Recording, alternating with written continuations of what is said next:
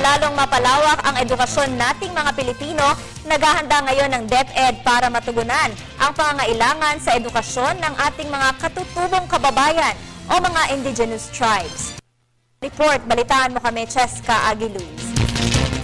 100 milyong piso ang ibinigay ng Department of Education para sa edukasyon ng indigenous peoples ng bansa.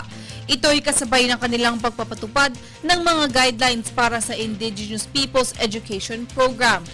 Ang IP Education Program ang tugon ng DepEd sa karapatan ng mga indigenous peoples sa edukasyon na sumusuporta sa mga aspeto ng kanilang cultural heritage tulad ng kanilang kakayahan at kaalaman sa kanilang kultura. Ang mga rehiyon ng Ilocos, Cordillera, Cagayan Valley, Central Luzon, Calabarzon, Mimaropa, Bicol, Western Visayas, Central Visayas, Eastern Visayas, Western Mindanao, Northern Mindanao, Southern Mindanao, Central Mindanao, Caraga at National Capital Region ang babahagian ng pondo para sa IP Education Program. Bukod dito ay gagamitin din ang pondo upang hasain ang kaalaman, kakayahan at kaugalian ng mga guro at tauhan sa mga opisina ng DepEd na makakatulong upang maging epektibo at matagumpay ang naturang programa.